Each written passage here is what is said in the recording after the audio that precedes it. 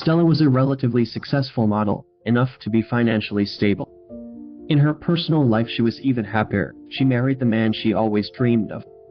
They both lived a life that was a dream for many people. They were happy professionally, financially, and in love life. Everything was going very well. They just needed to fulfill one last dream. They decided to have children. Thus was born Henry, who ended up being the first and only child. Everything was normal in his early years. However, at the age of 10, on a seemingly normal morning, Henry continued sleeping, did not die, but never woke up again. No doctor ever found out what happened to Henry. Despite being alive, he continued to sleep. Thus, it was necessary to feed and take care of Henry with the help of devices and tubes, as not even thirst or hunger were able to make the boy wake up. His mother, Stella, decided to abandon her career to dedicate herself exclusively to care of your child. Hopeful, she always looked forward to the next day, believing that in a few weeks he would wake up. The days went by and Henry didn't wake up. A day passed, a week, a month, and finally, 20 years passed. Now, after 2 decades, Stella is no longer so hopeful. In fact, now she is sure that her son will never wake up again. Her daily routines are no longer one of happiness. In fact, it is a mixture of moments in which she despairs, and others in which she is in complete dismay, practically dragging herself through her daily tasks, with despair seeing that her efforts were in vain. Stella looks in the mirror. She sees how her body has changed, and begins to believe that she is no longer as beautiful and young as she was 20 years ago. She no longer remembers when she definitively ended her modeling career to dedicate herself to taking care of her son. She also no longer remembers when her husband left her. But she never forgot the last time she saw him. He was happily strolling with a young new companion, while Stella was forced to take care of her son alone. Resentment took deep root in Stella's heart. It's difficult for her to accept that time has passed and her son hasn't returned, that her husband wasn't what she thought he was, and that, unfortunately, life wasn't what she imagined a while ago. Even under these circumstances, she never let her grudge grow to the point of being greater than the love for the child. Stella enters Henry's room every day for daily care. It's a demanding routine. Hygiene care must be taken, as well as ensuring hydration and feeding through the probes. Stella is mentally exhausted, and when she looks to the side she hears a voice. "What a mess, huh?" says the voice. Stella doesn't respond, as she believes it was someone talking on the street. "I said, what a mess, huh?" says the voice again. Stella finds it strange and starts to think that the voice is talking to her. But she thinks it doesn't make sense and just ignores it. After all, there's no one else at home. Aftercare adjusts the blanket, covering Henry up to his belly, and goes to another room. A few moments later, she returns to the room and notices that the blanket that was previously at the level of Henry's belly, it is higher than the height of his belly button. She gets confused and tries to lower the blanket again, placing it below her son's belly button. Then she realizes she can't move the blanket. Then she hears the same tone of voice as before, saying, "That's useless. You won't make it," says the voice. Stella gets angry. "Who is saying this?" says Stella, thinking that it is someone doing some joke. "There's no point in getting mad at me. It's you who is bothering my patients," says the voice coming from the blanket. Stella looks at the blanket. It is a simple blanket big enough for cover Henry, and asks, "A talking blanket. That's all I need." She leaves the room, and a few moments later, returns with a psychiatrist. "Okay, doctor. I know I'm not an example of a happy person, but I didn't imagine that I would start to see and hear things." Stella complains. Is this where it happened? "Yes, it sounded like this damn blanket was talking." Replies Stella. Well, everything seems normal here.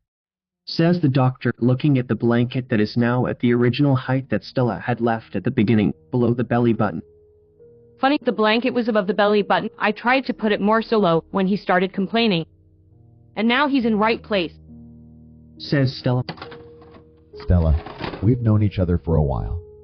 I know how things didn't go so easy for you. Based on what I already know about you and what happened, I think these medications will help.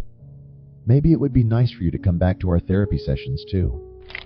Says the doctor while delivering the medical prescriptions. I can't stand saying the same things anymore, doctor. I think I'll just want the medication. Says Stella. The two start walking towards the exit door of the house. While they are walking, the doctor says, Think about it, Stella. It's helpful to talk about what we're feeling, even if be repetitive. I would love to say that I will think about the case, but then I would be lying. Goodbye, doctor. Says Stella. Goodbye, Stella. Says the doctor, leaving through the front door. Think about it. He says again. Stella closes the door and goes back to the room. Everything is in its right place, including the blanket. She has the medicine prescription in her hands and starts to read the name of the medicine. When she looks up from the recipe and looks at the blanket, it is above the belly button again. Fuck, this has to be a joke. Stella shouts. The joke here is you. Replies the blanket acidly. What the hell is this? Asks Stella. No, don't worry. Respect me. Can't you see that I'm alive? And I speak better than you included. I don't need to use bad words. Okay, I'm going to have some fun while I'm off the damn pills. Tell me, Sir Blanket, what do you want? Says Stella, making fun of the situation. I was going to ask you this, Stella. What do you want? The blanket returns the provocation. Currently nothing else. Everything I wanted I had, and everything I had I lost. Only I'm getting on with life. Says Stella acidly. Haha, good way, Stella. The problem is that I'm a little more efficient than yours, therapist. I think I know exactly what you've been hiding inside your heart, and inside your dumb head. Says the blanket. Wow, really? Based on his vast knowledge, Dr. Freud. Stella provokes. Aren't you tired of playing the nice mother, Stella? The dedicated mother who cares of the dying child while other people enjoy life? The blanket offends. Look how you talk, you bastard! Stella screams angrily. Stella tries to get the blanket, which is stuck. She pulls with all her strength and can do nothing. She gives up, tired of trying. And the blanket goes up a little more, now covering Henry's chest. Why were you offended, Stella? Asks the blanket. Look at the shitloads you've just said! Shouts Stella, with tears in her eyes and her face red from pulling the blanket. But I just repeated something you already thought in your head. It's not true, Stella. Says the blanket. Stella changes her face. Before she was angry and fighting, now she feels guilty and ashamed. I would never say something like that. Stella says. But I didn't say you said it, just that you thought it. Tell the truth, Stella. I know that as a mother, you would be sad to lose your child. But there is another side inside you would feel enormous relief, right? No longer being stuck at home and so on, being able to travel without guilt. I know you're embarrassed to admit it, and that sounds horrible. But tell the truth, this is just you and me. I saw what happened in your heart. Says the blanket, rising a little more. Now he's squeezing Henry's neck. What do you think you're doing? Says Stella. Well, a favor, Stella. I noticed that little spark in your heart, of falling into temptation. I'll help light the rest. Says the blanket. Stella then has a mixture of anger, shame, and fear, and again tries to pull the blanket with all his strength to prevent him from hanging Henry. She pulls with all your strength as tears stream down your face, veins stand out on your neck. She starts screaming. What the hell is this? I've been taking care of my son for 20 years. You can't do that. Stella begs. I can. Just see that I'm already doing, Stella. I'm just following something that already passed through your heart. Says the blanket. But this is disgusting. How could a mother wish her own son to die? Even in these conditions, I still love him. I've been doing my best for 2 decades. That's not enough for you. Says Stella. But you want other things too, Stella. Don't worry. That's natural, isn't it? We can't control what we want. We can hide the desires from others, but not from ourselves, and in your case, you cannot hide it from me. Says the blanket. Okay, let's assume that what you're saying is true, but there's something I can control. Says Stella. And what would that be, Stella? Says the blanket. Stella takes a glass bottle of water from the corner of the room, breaks the bottle and points it at his own neck. What do you think you're doing, Stella? Says the blanket. You're hanging Henry more and more based on this crap you keep talking, instilling these disgusting desires in me and feeding on them. If I cease to exist, your strength will also disappear, you asshole. Replies Stella. Do you really want this, Stella? You would rather die than lose your son and fall into temptation? Says the blanket. Yes, you fucking idiot, otherwise I wouldn't have that shit pointed at my neck. It's true, Stella. I can see that desire in your heart. Prefer to die instead of son. Do you know what that means? Says the blanket. Speak up. What do you have to say? Speak soon. It means that on that day, I made the right choice. Says the blanket. Henry then wakes up, and Stella happily watches her son waking up. She screams your name, but he does not answer. Her ex-husband enters the room with his new partner. What the hell is that? Says Stella, and no one responds. Stella's ex-husband comes to the boy and asks. What was it, Henry?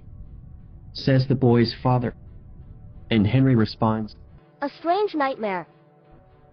Says Henry. Did you dream about Mommy again? Says the father. Yes, Dad, I dreamed. Says Henry. Stella continues to look at that scene without understanding. Dad, can you tell me again about my mother? Your mother, Stella, and I were very much in love. There was just one thing missing in our life. You, Henry. Your mother loved you very much. You were very little when the house caught fire. She disobeyed the firefighters, entered the house and took you out, wrapped in a blanket while everything around was on fire. Took you out, but she couldn't resist the injuries. For some reason, the blanket seems to protect you. Says the father to Henry. Dad, sometimes when I go to sleep, I feel like Mom is watching over me. I'm sure wherever she is, she's looking out for you, Henry. Says Henry's stepmother next to his father. Stella then realizes that she is dead and is wandering the earth. The psychiatrist enters the bedroom to talk to Stella.